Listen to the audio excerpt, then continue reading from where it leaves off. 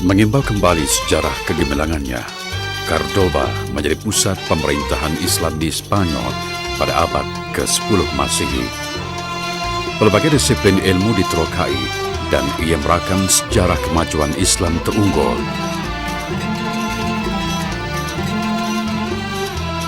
Disinilah lahirnya ilmuwan Islam seperti Ibnu Firnas, Ibnu Baitar, Al-Zarhawi, dan Az-Zarqali.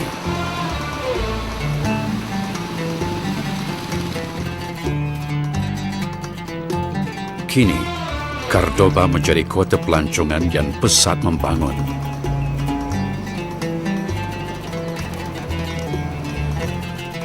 Ahli astronomi dan fizik Islam, Ibnu Firnas, pernah melakukan percobaan penerbangan secara saintifik di Ronda, Spanyol. Percobaan dilakukan pada kurun ke-9 Masehi dan ketika itu masyarakat Spanyol menganggap ia kerja sia-sia. Sehinggalah pada tahun 1903, The Wright Brothers menjadi orang pertama melakukan penerbangan, barulah manusia memahami apa yang cuba dilakukan Ibnu Firnas. Bermula dengan penerbangan, manusia akhirnya berjaya meneroka angkasa lepas. Aktiviti mencerap langit telah bermula beribu tahun lampau. Dengan mata kasar, manusia terpegun melihat keindahan bintang, bulan dan cahaya langit di waktu malam. Pelbagai alat astronomi dicipta untuk memudahkan masyarakat Islam menentukan arah kiblat, pedoman arah dan kajian bintang. Firman Allah Subhanahu wa taala dalam surah Al-Hijr ayat 16 yang bermaksud, dan sesungguhnya kami telah ciptakan gugusan bintang di langit dan kami telah hiasi langit bagi orang-orang yang memandangnya.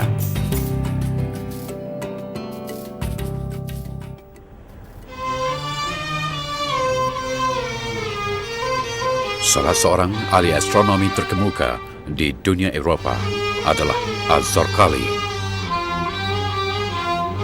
Abu Isha Ibrahim bin Yahya At-Tajibi An-Naqash dilahirkan di Toledo pada tahun 1028 Masehi dan meninggal dunia di Cordoba, Spanyol pada tahun 1087 Masehi. Digelar Az-Zarqali di dunia Arab dan dikenali di Barat dengan nama Arzakel.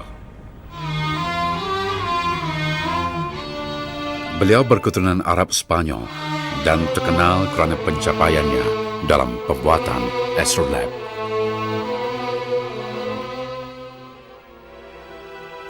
Dokumentari ini menemui pakar dalam pembuatan astrolabe, Profesor Abdul Wahab Kazim.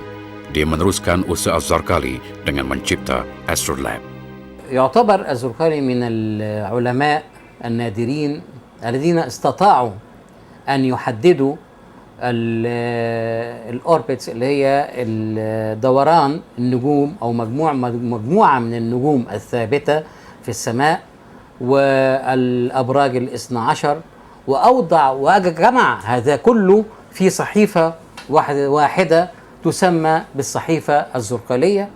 وهذه الصحيفة تعتبر من الأشكال المعقدة من الهندسيات المعقدة جدا في علم الفلك، ونجح في عمل هذه الاسطوانة أو هذه الصحيفة الزرقالية، وكانت لها أهمية للعلماء بحيث أنها قلدت تماما بالحرف الواحد إلى الطريقة اللاتينية، واستخدمها علماء أوروبا في البحث عن أماكن وغروب وشروق المجموعات النجمية.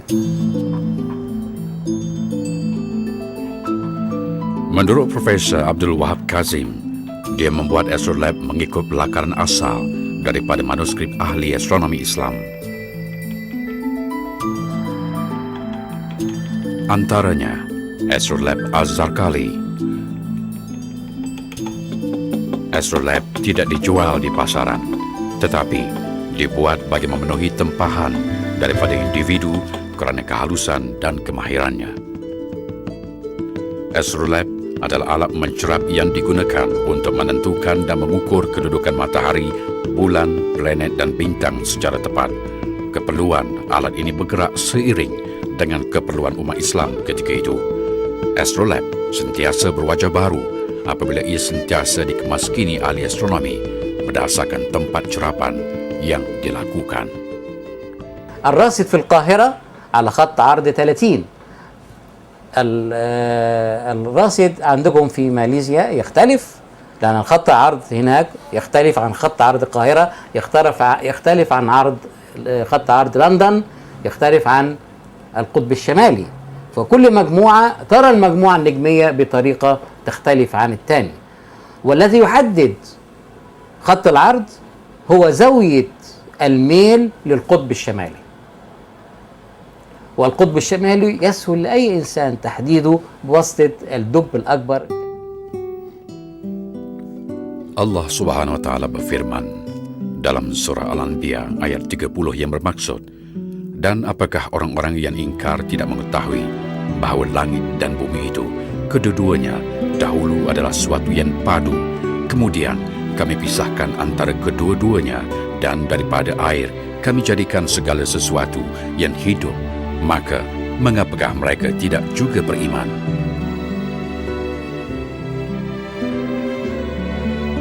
Abad ke-20, manusia menggunakan teknologi canggih dan mencerap bintang di angkasa lepas melalui satelit.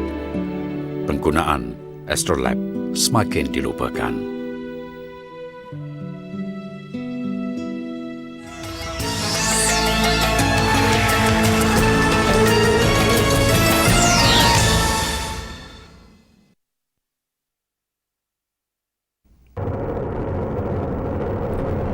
Kapal angkasa yang dilancarkan memerlukan kekuatan yang hebat dan pengendalian yang tepat. Kelajuan sesuai diperlukan bagi membebaskan pesawat daripada tarikan graviti bumi.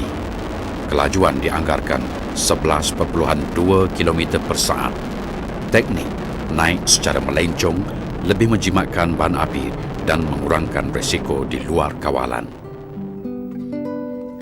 Dalam surah Ar-Rahman ayat 33 yang bermaksud, wahai sekalian jin dan manusia, kalau kamu dapat menembus keluar dari kawasan langit dan bumi untuk melarikan diri dari kekuasaan dan balasan kami, maka cubalah kamu menembus keluar. Kamu tidak akan dapat menembusinya melainkan dengan satu kekuasaan.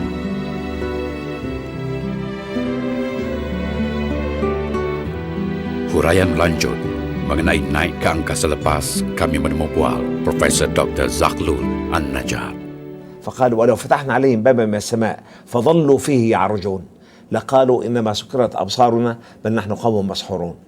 وكلمة العروج أيضا معجزة، لأن العلم الآن يؤكد لنا على أن أي جسم مادي أو صورة من صور الطاقة لا يستطيع التحرك في الكون في خطوط مستقيمة، لابد أن يتعرج كحركة الأعرج، لأن نتيجة للجاذبية المختلفة لأجرام السماء المختلفة. فالقرآن الكريم يصف دائما الارتقاء في السماء بالعروج، وهي كلمة معجزة، يعني ما كان أحد يعرف ذلك في زمن الوحي. Walaupun manusia telah melangkau ke angkasa lepas, namun kaedah dan panduan seperti menentukan awal bulan hijrah dan waktu solat, cerapan di bumi masih perlu dilakukan. Kiraan kedudukan bintang, bulan dan matahari yang dicerap dari bumi masih relevan untuk penduduk bumi.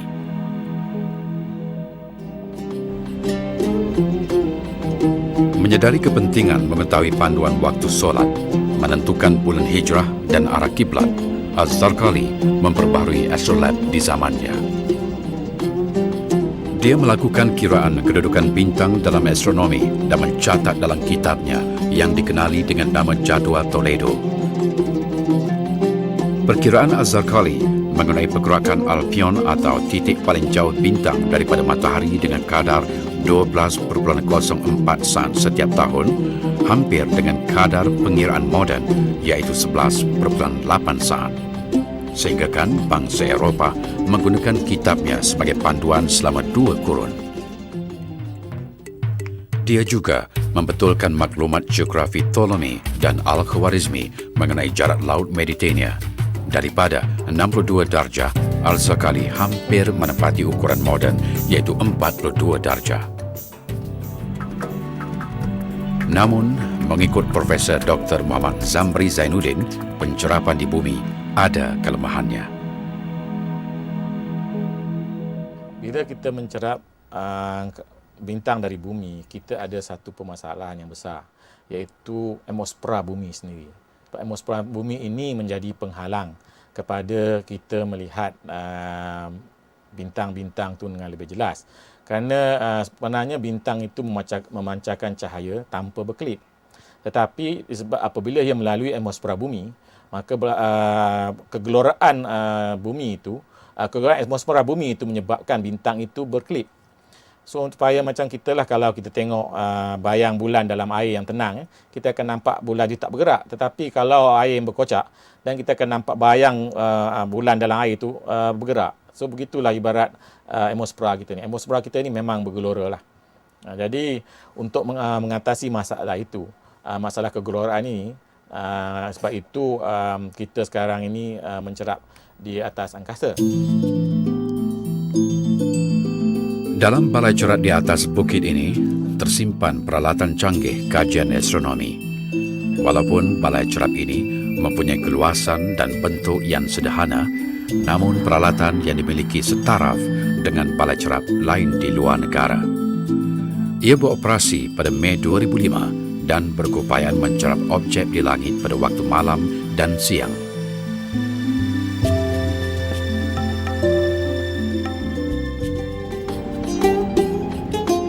Berbeza dengan balai cerap yang menggunakan teleskop, Al-Zaghali melakukan kajian dan perhatian dengan mata kasar. Ketika zamannya, peralatan optik belum lagi dicipta, namun ilmuwan ini mampu menghasilkan panduan astronomi untuk umat Islam.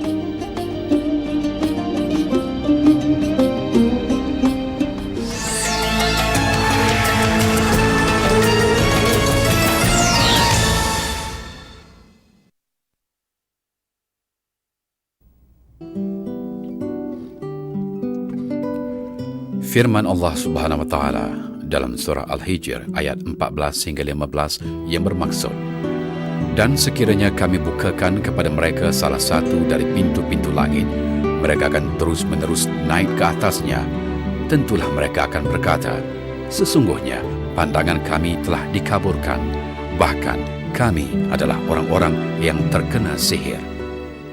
لقالوا إنما سكرت أبصارنا بل نحن قوم مسحورون، وهي جملة قالها أول رائد فضاء تجاوز منطقة النور فقال كأني فقدت بصري أو كأن شيئا من السحر قد اعتراني، لأن يفاجأ بالظلمة الكاملة، لأن طبقة النهار طبقة رقيقة لا يتعدى سمكها 200 كيلومتر، وبعد ذلك يرى الإنسان الشمس قرصا أزرق، وكذلك النجوم نقاط زرقاء باهتة في صفحة سوداء. وهذا من أعظم وأوضح وأجلى جوانب الإعجاز في كتاب الله، وإعجاز القرآن الكريم لا ينتهي أبدا. Pada Jun 2003, Kerajaan Malaysia mengumumkan penghantaran angkasawan ke Stesen Angkasa Antarabangsa ISS. Pelbagai pandangan dikemukakan ahli akademik dan ulama mengenai ibadah sekiranya angkasawan yang dihantar adalah seorang Islam.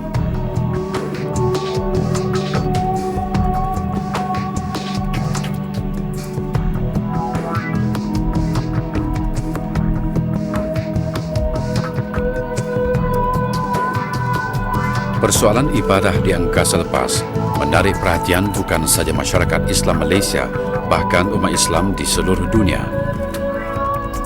Mengikuti jejak langkah ilmuwan Islam silam, Jabatan Kemajuan Islam Malaysia mengeluarkan garis panduan pelaksanaan ibadah di ISS.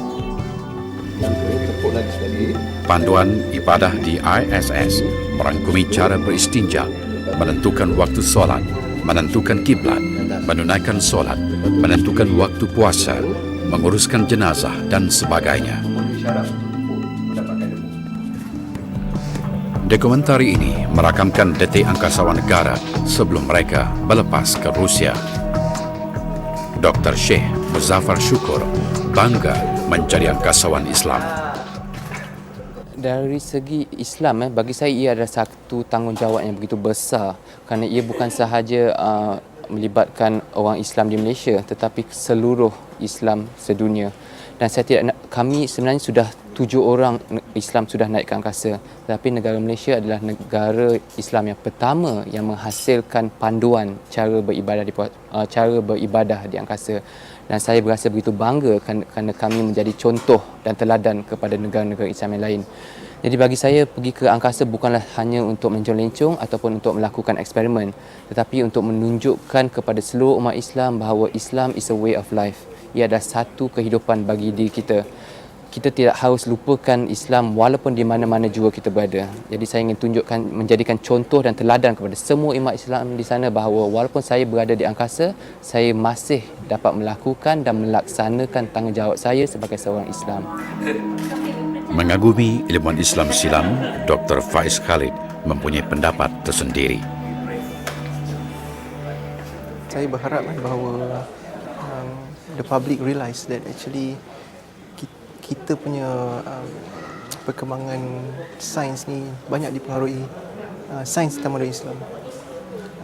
Dan jika tanpa step-step awal ni, tanpa ahli-ahli ilmuwan zaman dulu, saya sure lah bahawa kita tak akan dapat teknologi sekarang ni.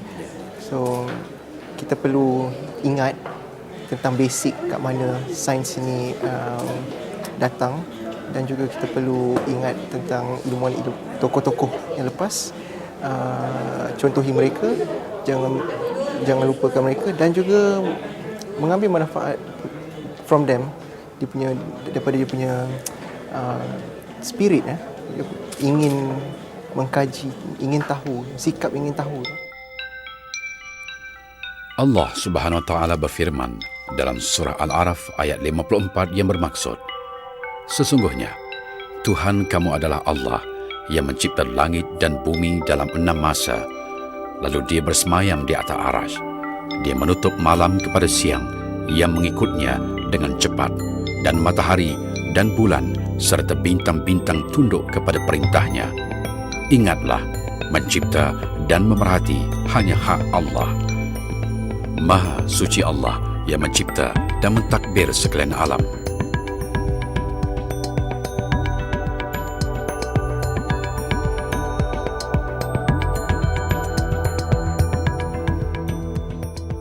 ليس من الضروري أن يعرج كل الناس إلى الفضاء، لكن لا يجوز للمسلمين أن يتخلفوا عن علم من العلوم في زمانهم.